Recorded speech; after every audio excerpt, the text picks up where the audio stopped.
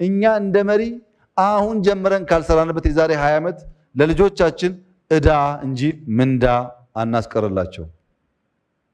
አሁን ካልተዘጋጀ ዛሬ ነገን እያየ ካልሰራ ነገ ላይ ቆመ ዛሬን ካልሰራ በስተቀረ አይመጣም ማለት ነው። እና ምን እናርግ? ብሔራዊ ዲጂታል ኢንፍራስትራክቸር እንገንባ። ብሔራዊ ናሽናል ቨርቹዋል ኢንፍራስትራክቸር እንገንባ። ምን ማለት ነው? መንገድ ገንብተን አሁን ከዚህ አዲስ አበባ የሚሄደው መንገድ እኔ ሄዳበታለሁ፣ እሱም እሷም ሁላችንም ሼር እናደርጋለን። ለምን? ኤክስፔንሲቭ ሪሶርስ ስለሆነ። መብራት በህዳሴ ያወጣን ሼር እናደርጋለን፣ ውሃ ሼር እናደርጋለን። ልክ እንደዚህ ሆኖ ቨርቹዋል ኢንፍራስትራክቸር ሼር ማድረግ ያለብን። አዘርዋይስ በመጪው ዓለም ውስጥ የሚወዳደር ሀገርና ትውልድ መፍጠር እንቸገራለን። ምን ማለት ነው? አሁን ለምሳሌ ይሄ ሴልፎን የኔ ቢሆንና የሚሰካው ሶኬት ከአንዳችሁ ጋር ቢለያይ የግድ ቻርጀር ስታንዳርድ ካልተመሳሰለ በስተቀረ በየቦታው ቻርጀር ላገኝ አልችልም። ስታንዳርድ ያስፈልጋል። ሶኬት የሁላችን ሶኬት ቢለያይ አሁን ላፕቶፕ ይዤ መጥቼ እዚህ ማቅረብ አልችልም፣ ምክንያቱም ስታንዳርዱ የተለያየ ስለሆነ።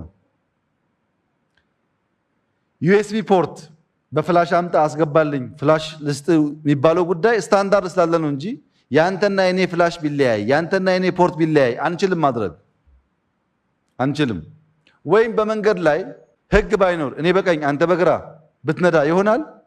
እኔ ወደዛ አንተ ወደዚህ ይሆናል? ህግ ያስፈልጋል፣ ስታንዳርድ ያስፈልጋል። ኮሙናል ቴክኖሎጂካል ጋጀት የጋራ ስታንዳርድ ከሌለ መጠቀም አይቻልም። በዚህም ምክንያት ፓብሊክ ቨርቹዋል ኢንፍራስትራክቸር ካልገነባን በስተቀረ ቅድም ያነሳሁላችሁ ነገር በሙሉ አደገኛ ጣጣ ያመጣል። አሁን የሚታሰበው ፌዴሬትድ ማሽን ለርኒንግ ነው። ፌዴሬትድ ማሽን ለርኒንግ ማለት ኢትዮጵያ ውስጥ አሁን 73 ሚሊዮን ሰው ስልክ አለው። 73 ሚሊዮን። ከዚህ ውስጥ ከ35 እስከ 40 ሚሊዮን የሚጠጋ ሰው ስማርትፎን አለው። ከ35 እስከ 40 ሚሊዮን ምን ማለት ነው? ከ35 እስከ 40 ሚሊዮን ካሜራ፣ በጣም ምርጥ ካሜራ አለ። አዲስ አበባ ከተማ ስንት ካሜራ አለው? 2000 3000 ስንት አላችሁ? እሺ 5000 ላብዛው። ግን 40 ሚሊዮን ካሜራ ባክኗል። እኔም የግሌን አንተም የግልን እሱም የግሉን ስለሆነ ይሄ ሁሉ 40 ሚሊዮን ካሜራ በጋራ ዳታ ኮሌክት ቢያደርግ ቅድም ያነሳሁት የዳታ ችግር ተፈታ ማለት ነው። ሁለተኛ ሚሞሪ፣ በጣም ከፍተኛ ሚሞሪ ያላቸው ስልኮቹ እያንዳንዱ ያለው በጣም ከፍተኛ በጊጋዋት የሚለካ ነው ፓወሩ። 40 ሚሊዮን ቢደመር ካፓሲቲ መልከቱ ምን ያክል ክላውድ እንደሚገነባ። አንዳንድ ሰው ፎቶ ያስቀምጥበታል፣ አንዳንድ ሰው ዳታ፣ አንዳንድ ሰው ምናምን። ግን ቨርቹዋሊ ኮኔክትድ ቢሆን የጋራ ቢሆን እንደ ሀገር 40 ሚሊዮን ስማርትፎን ማለት በጣም በጣም ከፍተኛ ነገር። ሲፒዩ አለው፣ ሴንሰር አለው፣ ሚሞሪ አለው፣ ራሱ ኮምፒውተር ነው። 40 ሚሊዮን ኮምፒውተር ማያያዝ ማለት ትልቅ ሀብት ነው። ግን አሁን ያለው ሰው የለም የኔን ኮምፒውተር የኔን ስልክ ካንተ ጋር አላገናኝም፣ የኔን ዳታ ካንተ ጋር አላገናኝም የሚል ቲንኪንግ አለው። የኔን ዳታ የኔን ስልክ ለብቻዬ እንጂ በቨርቹዋል ኢንፍራስትራክቸር ማያያዝ የለብኝም ካሉ ምን ማለት መሰላችሁ? መንገድ ኢራ የሚሰራው ስለሚያስጠላኝ የራሴ ሃይዌይ ሰርቼ ነው መኪና የሚነዳው እንጂ የእናንተ መንገድ አልጠቀምም ማለት ነው። ኦር ይሄ በቧንቧ ውስጥ የሚመጣ ውሃ አልፈልግም፣ ከጓሮ ውሃን ቆፍሬ የራሴን ውሃ ጠጣለሁ ማለት ነው። ኦር የህዳሴ ግብጽ ጭቅጭቅ ያለበት ኢነርጂ አልፈልግም፣ የራሴን ኢነርጂ አምርቼ ለቤት ይጠቀማለሁ ማለት ነው። ይቻላል? ሰው የራሱን ውሃ፣ የራሱን መንገድ፣ የራሱን መብራት፣ የራሱን መድኃኒት በራሱ አምርቶ እንደማይጠቀመው ሁሉ የኔ የሚባል ዳታ የለም ወደ ክላውድ አስገብተን ናሽናል ሪሶርስ ካደረክ በስተቀረ በጣም ጉዳት አለው። ይሄ ኢትዮ ስታክ ልክ እንደ ኢንዲያ ስታክ ማለት ነው። ለምሳሌ አንድ ሰው ኢንቨስት አደርጋለሁ ሲል ካርታ አምጣ፣ ኢንቨስትመንት ላይሰንስ አምጣ ትለዋለች። ወይም እቀጠራለሁ ሲል ትምህርት ማስረጃ አምጣ፣ ከየትኛው ዩኒቨርሲቲ ይባላል።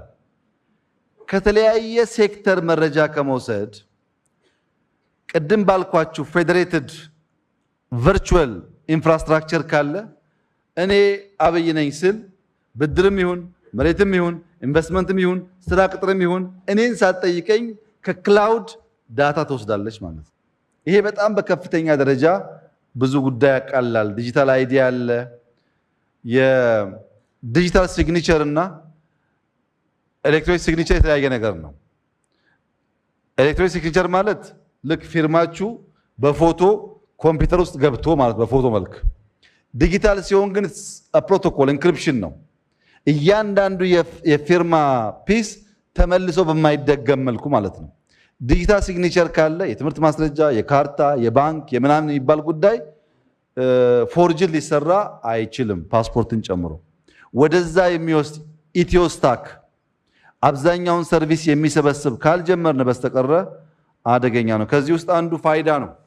የሚገርማችሁ ፋይዳ በኦሮምኛ ፋይዳ ነው፣ በአማርኛ ፋይዳ ነው፣ በሶማሊኛ ፋይዳ ነው፣ በአፋርኛ ፋይዳ ነው፣ በትግረኛ ፋይዳ ነው። የሚገርማችሁ በአረብኛ ፋይዳ ነው፣ በሂንዱ ፋይዳ ነው፣ በተርኪሽ ፋይዳ ነው። ከየት እንደመጣ አላቅም። በብዙ ቋንቋዎች ፋይዳ አንድ ወርድ ነው እና የኛ ዲጂታል አይዲ ስሙ ፋይዳ ነው። ዲጂታል አይዲ በጣም በጣም በጣም ጠቃሚ ነገር ነው። ከዚህ ቀደም አንስቼላችኋለሁ። ከህዳሴ የሚያንስ አይደለም። ለምሳሌ ዲጂታል አይዲ ሙሉ ብንሰራ እንደ ሀገር አውቶማቲካሊ 7% የኢትዮጵያ ጂዲፒ ይጨምራል። 7% ምንም ነገር ሳይለኩ በዲጂታል አይዲ ብቻ 7% ጂዲፒ ሬዝ ያደርጋሉ።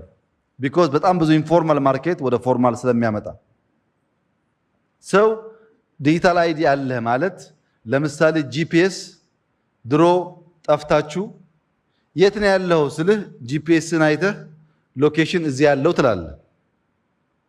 ልክ እንደዛ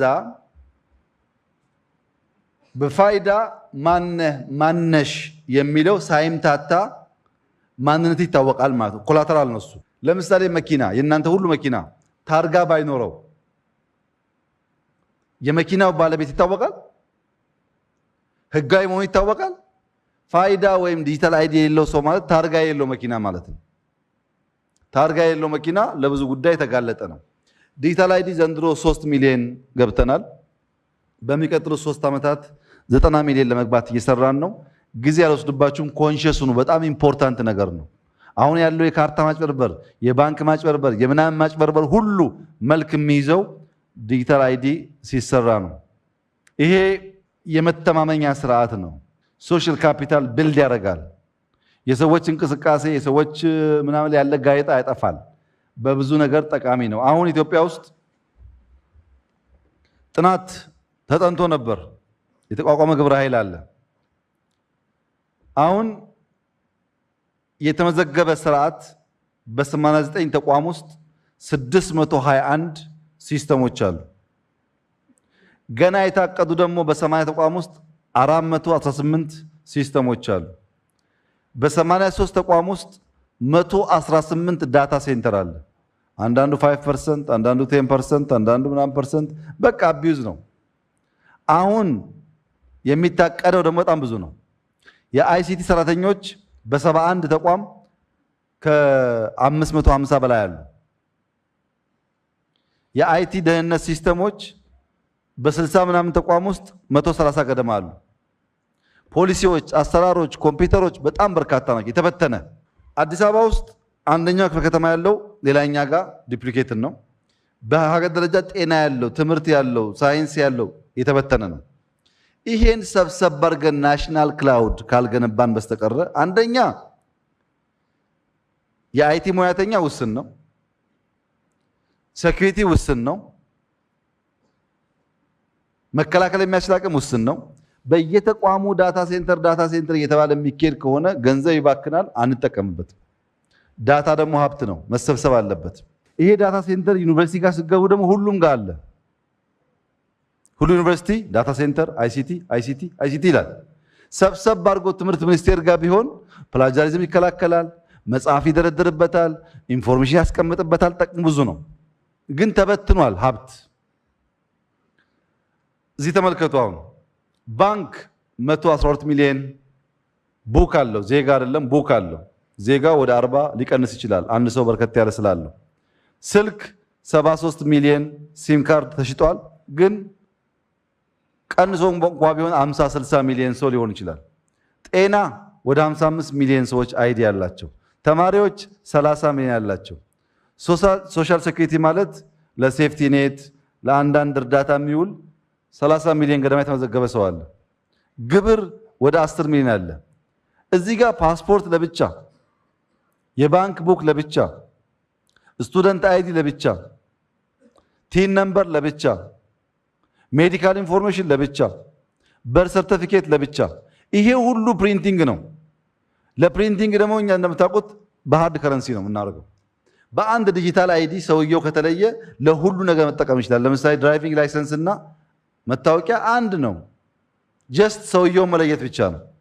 ይሄን ሰብሰብ ማድረግ በብዙ መልኩ ይጠቅመናል። ወደዛ የሚሄድ አመራር ማረጋገጥ ይኖርባቸዋል።